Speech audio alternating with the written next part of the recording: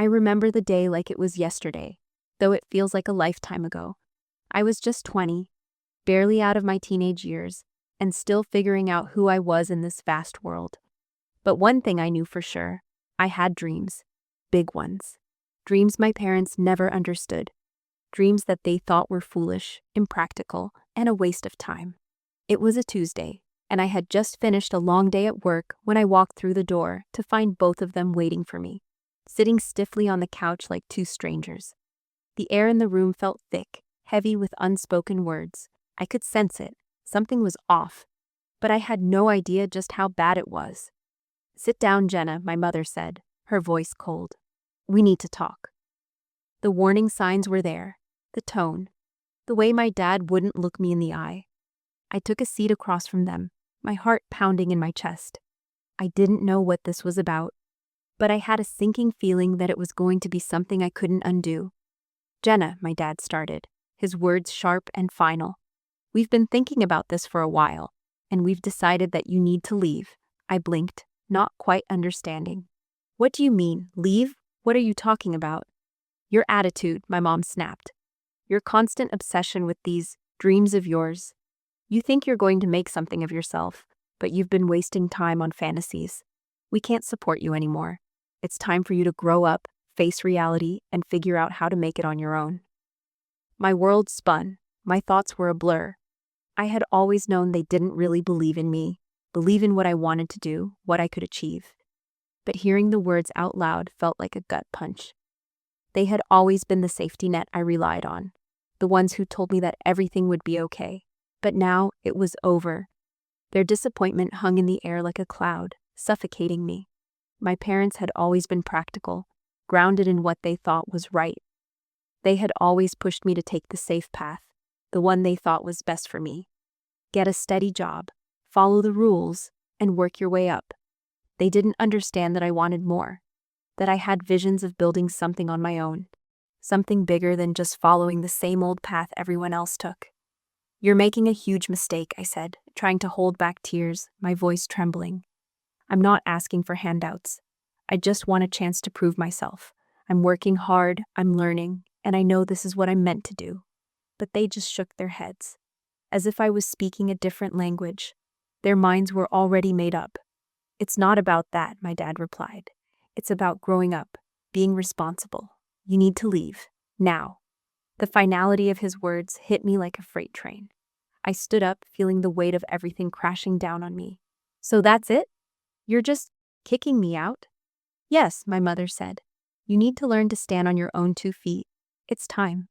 I wanted to scream, to throw something, to lash out at them for their cruelty.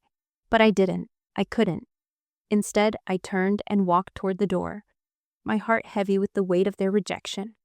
I knew they didn't believe in me, but to be told I wasn't welcome anymore, it hurt more than anything I could have imagined. The door clicked shut behind me, and I stood there on the porch, the reality sinking in. I was on my own now. I had nothing left but the dreams that had already been dismissed as pointless by the people who were supposed to support me. It was in that moment, standing on the edge of my past, that I realized something I hadn't fully understood before. I didn't need them to believe in me. I didn't need their approval, their validation. If they couldn't see what I was capable of, that was on them, not me. I took a deep breath, and for the first time, I felt something shift inside me. I wasn't broken. I wasn't lost. I was free. Free to do what I had always wanted to do, to make my dreams a reality. I had no idea how it would unfold, but I knew one thing for certain. I would show them just how wrong they were. I didn't have a plan, not a solid one anyway, but I had something better, a fire, a drive that burned deep inside me, and in that moment of rejection, it became my fuel. My parents thought I was foolish, but I knew they were wrong. I had dreams, and I wasn't going to let them be smothered by their doubts. I was going to prove to them, to myself, that I could make it, and I would do it without their help. That night, I stayed at a friend's place. Barely enough room to sleep on the couch, but it was a place where I could collect my thoughts and start figuring out my next move. I'd spent years working odd jobs, saving what little I could, trying to put together the pieces of a life I could be proud of. But now I had to build something from nothing, all on my own. The first thing I did was take a long, hard look at myself in the mirror. I had to admit that a part of me was scared, terrified, actually. The thought of completely failing without the cushion of my parents' support was paralyzing. But the other part of me, the stronger part, was filled with something else: excitement. This was my chance. This was the moment that could change everything. I had nothing to lose. I knew I needed to start somewhere, and I knew it had to be something I was passionate about, something I could pour my heart into. I had always been interested in fashion, in creating a brand that spoke to people, not just because of the clothes, but because of the story behind them. I had worked in retail since I was 16, learning everything I could about the business, the ins and outs of marketing, and how to connect with customers. Now it was time to take all that knowledge and build something of my own. The next day, I went out and opened a small account at the bank. I didn't have much in savings, but I was determined. Every penny I had saved over the past few years went into that account, along with a promise to myself. This was going to work. I wasn't going to let fear dictate my future. I began scouring every online resource I could find: marketing blogs, business courses, fashion industry webinars. I had no experience in running a business, but I had the drive and the determination to learn. I spent hours upon hours each day working on my plan, creating a business model, designing my website, and sourcing suppliers. Slowly, everything started coming together, piece by piece. I could already hear the voices of my parents in my head, telling me how foolish I was, telling me to get a real job, telling me that this dream of mine was just a fantasy. But the more I worked, the more I believed in myself. I knew they couldn't see what I saw, but that was okay. This wasn't about proving them wrong. It was about proving to myself that I could do it. The first few months were brutal. I worked from my friend's couch, barely sleeping, eating ramen noodles to save money. I didn't have the luxury of a steady paycheck, but I had something better, a growing sense of purpose. Each small success pushed me forward. Every sale was a victory. Every positive customer review was a reminder that I was on the right track. It wasn't easy, but nothing worth having ever is. I had to get creative. I reached out to influencers on social media, offering them free products in exchange for posts. I spent hours posting, commenting, and engaging with potential customers. I didn't have a marketing budget, but I had time, and I had determination.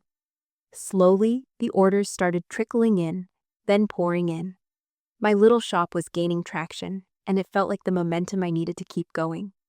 One evening, while I was wrapping up a few orders, I received a message from an old high school friend. She was in marketing and had been following my progress on Instagram. "I think you've got something here," she wrote. "Your brand is fresh. Your designs are unique. I'd love to help you grow." It was the first moment in all this madness that I realized I wasn't alone. People were starting to notice. It wasn't just my voice saying I could do this. It was others too. I wasn't just a girl with a dream anymore. I was building something real. I hired her as my first employee, part-time, and she quickly became an invaluable part of the team. Together, we worked around the clock, growing the brand, expanding our product line, and reaching more people. But there was still a long road ahead. I had a lot to learn, and a lot to prove. I thought about my parents sometimes. Their rejection still stung, but it wasn't the same. It wasn't about them anymore. It was about me. It was about my vision, my future, and my refusal to be defined by the limitations they placed on me. I wasn't going to be their failure. I was going to be my own success. As weeks turned into months, I could feel the pressure mounting. Building a business from the ground up is never easy, especially when you're doing it alone with limited resources. But with each challenge, I became more determined to succeed.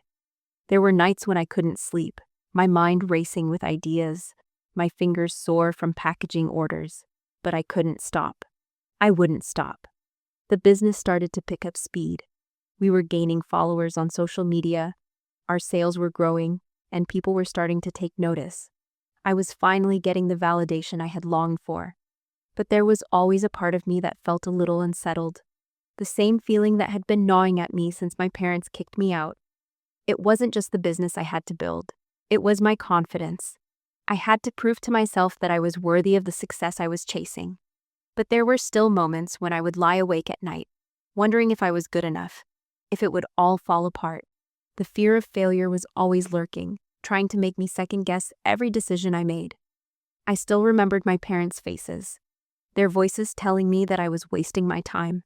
They said it was too risky, that I'd end up broke and alone, that I wasn't cut out for this. I couldn't let those voices win. To combat the fear, I surrounded myself with people who believed in me. Friends, mentors, and fellow entrepreneurs who understood the struggles I was facing. They kept me grounded when I wanted to give up. One of them, a woman who had built her own brand from the ground up, gave me a piece of advice that changed everything. Success doesn't come from never failing. It comes from learning from your mistakes and growing stronger because of them. It was the first time I truly understood what it meant to embrace failure, to not let it define me but to use it as a stepping stone. I began to view every setback as a lesson, a way to fine-tune my approach. And I realized that my parents' words were just noise, temporary distractions that had no power over me anymore. I kept pushing forward, learning everything I could. I took courses on business management, marketing, and sales. I started working on my brand story, making sure it resonated with people. I wanted my products to stand for something, not just be items on a shelf. They had to reflect my journey, my values, and my mission to prove that even when the world tells you no, you can still make it. There were still challenges, long hours, financial strain, and constant pressure. But with each milestone, the fear faded just a little more. I was starting to build a real company. And while it wasn't perfect, it was mine, my vision, my hard work.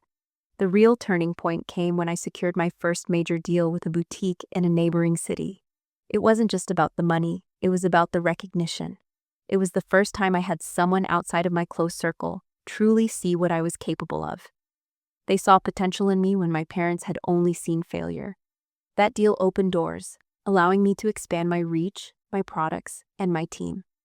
I remember the night I signed the contract, the feeling of accomplishment that washed over me. It wasn't just a business victory, it was a personal one. It was proof that my instincts had been right all along. I had listened to the voice inside me that said, "You can do this," instead of the one that said, "You're not good enough." But even with that victory, I didn't let my success get to my head. I was still in the grind, still working day and night to grow the brand. Every step forward felt like a personal win, and I had no intention of stopping. The world had told me I was nothing, but I was proving them wrong, one step at a time. And every time I hit a new milestone, whether it was securing another deal, getting a feature in a magazine, or simply seeing my products in the hands of customers, I couldn't help but think of my parents, not with anger or bitterness, but with something else. They had no idea what they'd lost when they let me go. They didn't see the fire that rejection had sparked in me, but they would. One day, they'd see just how wrong they were. Months passed, and with each one, my business grew.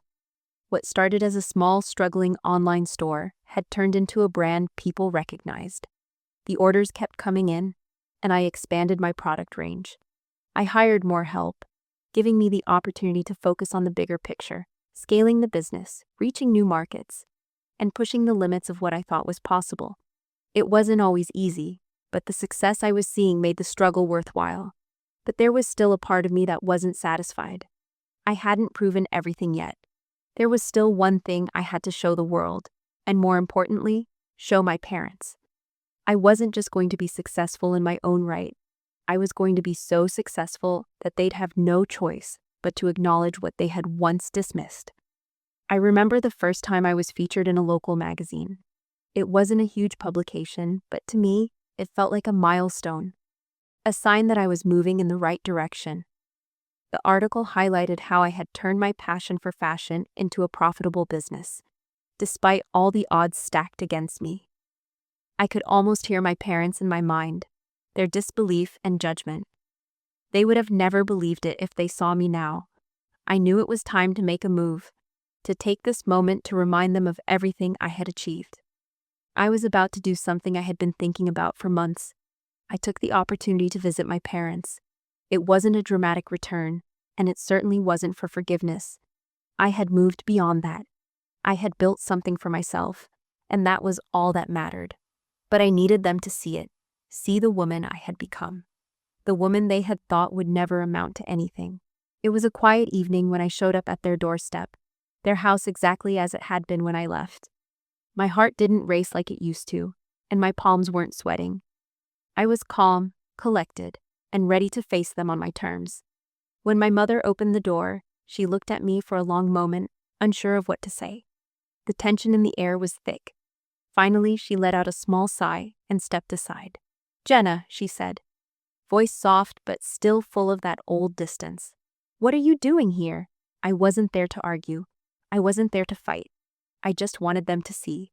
I smiled and walked past her into the living room, where my dad sat, his usual expression unreadable. I could see the surprise in their eyes, but I didn't wait for them to speak.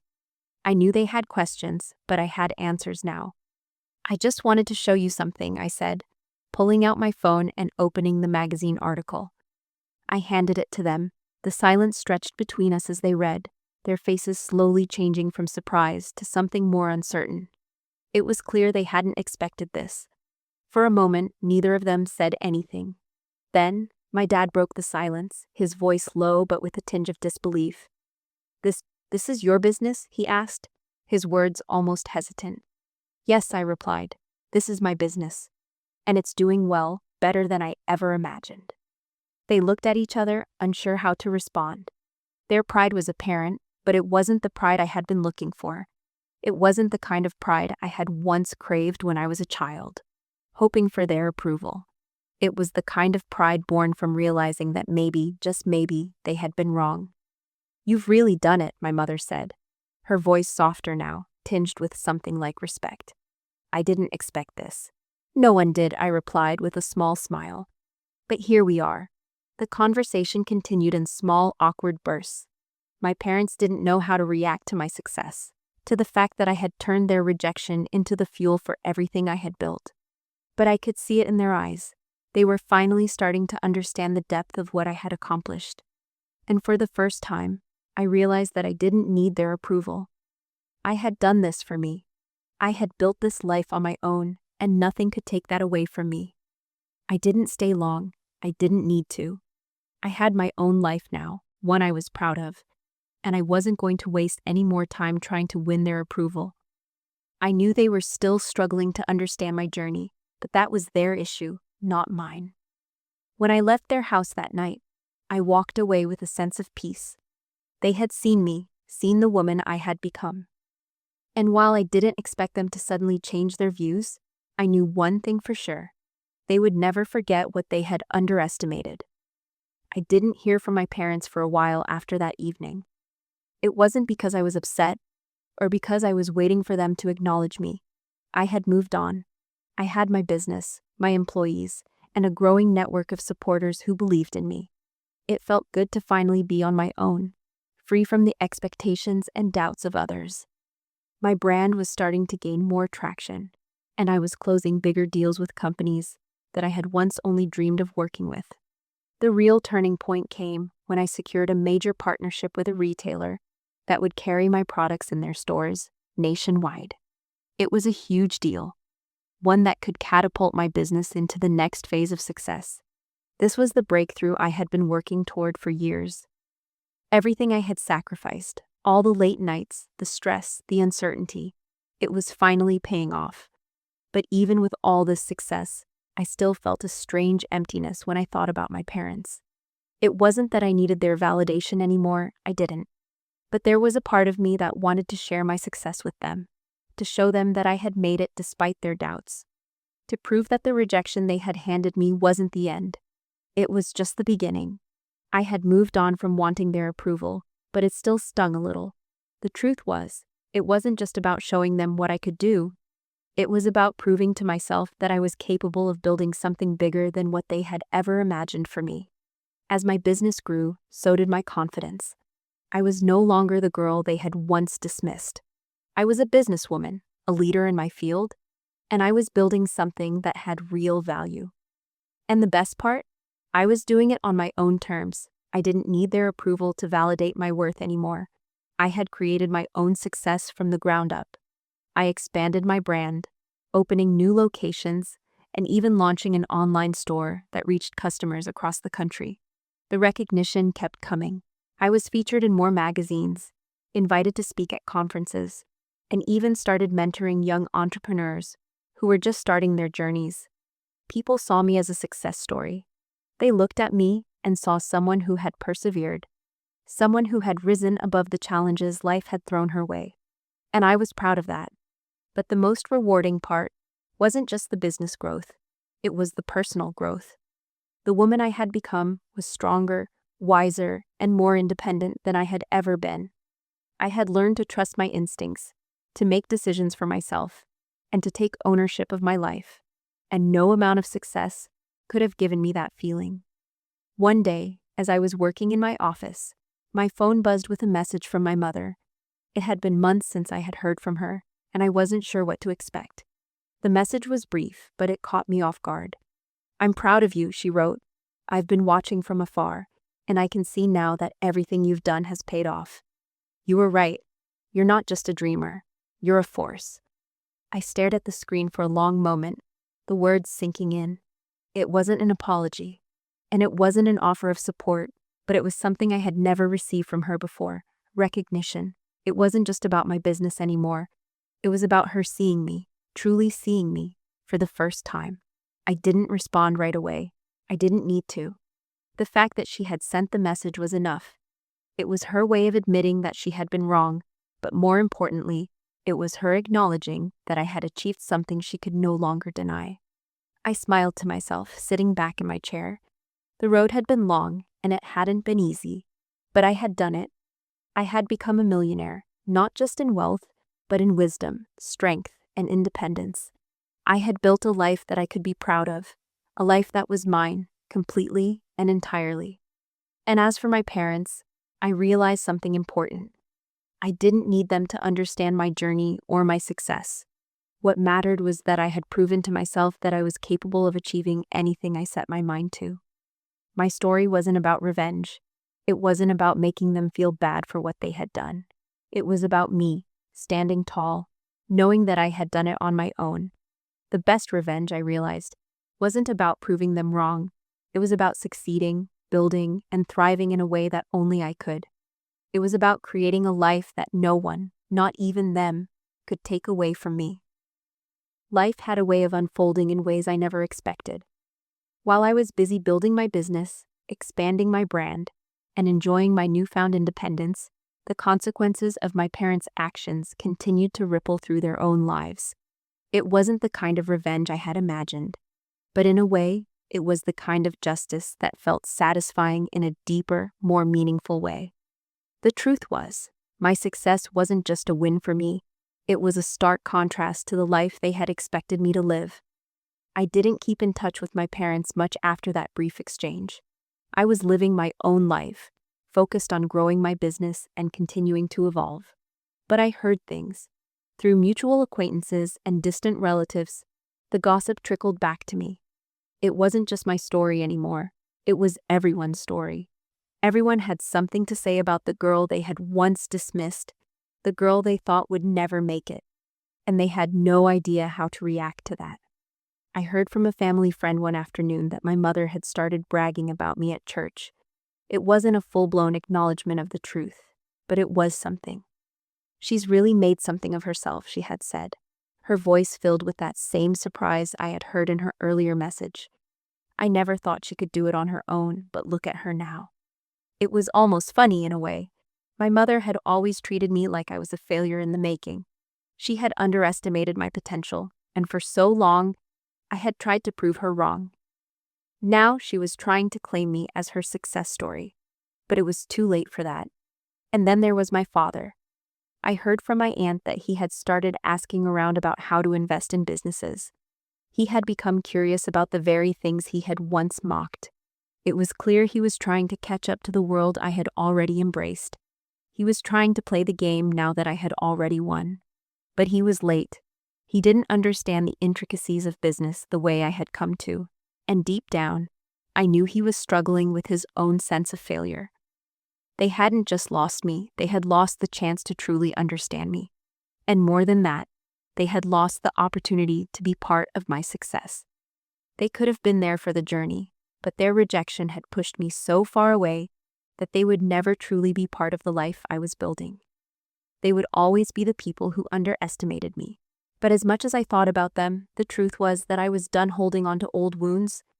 I wasn't bitter about their rejection anymore. I had moved past that. What mattered was how far I had come, how much I had achieved, and how I had built a life that was entirely mine. And as for the people who had once doubted me, well, they could think whatever they wanted. I didn't need their approval anymore. I had proven what I had always known. I was capable of achieving greatness on my own. No one, not even my parents, could take that away from me. The business continued to grow. We expanded into new cities, launched a luxury line, and even started working on a collaboration with a high-end department store. My name was becoming synonymous with success in my industry. I wasn't just building a brand. I was building an empire, and it felt good. But the real reward wasn't just the accolades or the growing profits. It was the knowledge that I had built this life from nothing. It was the quiet confidence I felt every time I walked into my office or sat down for a meeting with a potential investor. I didn't need anyone's validation. I had created this. This was mine. Time passed, and the world continued moving forward. My business was thriving, my reputation was solid, and I had become a role model for others who had once felt overlooked or dismissed. I received messages from women across the country who told me how my story inspired them to chase their own dreams, to step out of the shadows and build something for themselves, just like I had. It wasn't just about fashion anymore. It was about empowerment, independence, and resilience. I had gone from the girl who was kicked out by her parents to a successful businesswoman who was respected in her field. But while I had achieved so much, there was still something inside me that needed closure, something I hadn't yet fully addressed. The lingering feeling that my parents would never truly understand what I had gone through, what I had built, that they would never truly see me for who I was. It wasn't about proving them wrong anymore. It wasn't about revenge. It was about one final moment of recognition. I had worked so hard for this, and part of me just wanted to stand tall in front of them and let them see everything I had accomplished, everything I had become. I didn't need their approval. I knew that now. But there was still a small part of me that needed them to acknowledge it, even if they never truly admitted it. I decided it was time to go back to them one last time. Not for forgiveness, not to heal old wounds, but to show them what their rejection had failed to destroy. It was time to remind them of the woman they had once cast aside, and just how far I had come. I called them, and to my surprise, they agreed to meet. We arranged a quiet lunch at a local restaurant, a neutral place. When I arrived, they were already seated, and they looked different. My mother's face wasn't as stern as it used to be, and my dad wasn't making the same dismissive gestures that had always made me feel small. There was something about them that had softened over the years, though it was hard to say exactly what had changed. "Jenna," my mom said, her voice careful but genuine. "It's good to see you. I've been following your progress. You've really made something of yourself." The words were simple, but they were more than I had ever heard from them before. The pride in her voice was tentative, but it was there, and that was enough. "I wanted to come by and share something with you," I said, sitting down across from them. I pulled out my phone, tapping through a few screens until I found what I was looking for. An invitation to a prestigious business conference, where I had been asked to speak as a keynote speaker. It was an invitation that held more weight than any award or recognition I had received up until that point. I handed them the phone, watching as they read the invitation in silence. The look in their eyes told me everything I needed to know. They were surprised. They were proud, but more than that. They were starting to see me for who I truly was. Not the girl they had kicked out, but the woman who had fought, worked, and built something on her own. "I'm not asking for anything," I said, looking them both in the eyes. "But I wanted you to know that this is all real. I'm not who you thought I was. I'm not a failure, and I never was. I did this on my own, and I'm proud of it." There was a long pause, and for a moment, I wasn't sure if they would say anything. But then my dad spoke, his voice quieter than I expected. "You've done well," he said finally. We didn't see it then, but I can see it now." My mom nodded, her eyes reflecting a mix of emotions. You're right, we didn't understand. I guess we thought we were protecting you, but we were wrong. It wasn't an apology, but it was something. It was enough. For the first time in a long time, I felt at peace with everything. They had finally acknowledged what I had known all along. The rejection, the doubt, it had all been part of the process. It had pushed me to become the woman I was today. And now, I could look them in the eye and say, I did it. I'm here, and I'm not going anywhere. I didn't stay long after that. We parted on amicable terms, but I didn't need anything more from them. The closure wasn't about them changing or apologizing. It was about me being able to let go of the past and step into my future, unburdened by their doubts. As I walked out of the restaurant, I felt lighter. The final piece of the puzzle had fallen into place. I had built my success on my own, and now nothing could take it away from me. I wasn't just a millionaire in business. I was a millionaire in self-worth, in confidence, and in the understanding that I didn't need anyone's approval to know my own value. The journey had been long, and it hadn't been easy, but every challenge had made me stronger. Every setback had taught me something valuable, and every moment of doubt had only fueled my determination. I had proven them wrong, not with revenge or bitterness, but with success, grace, and the quiet satisfaction of knowing that I had built a life that was truly mine. As the years passed, the success of my business only continued to grow. What had once been a small online store had now become a national brand, and it was still expanding. My boutiques flourished, my products were featured in major publications, and I was invited to speak at industry events, sharing my story and the lessons I had learned along the way.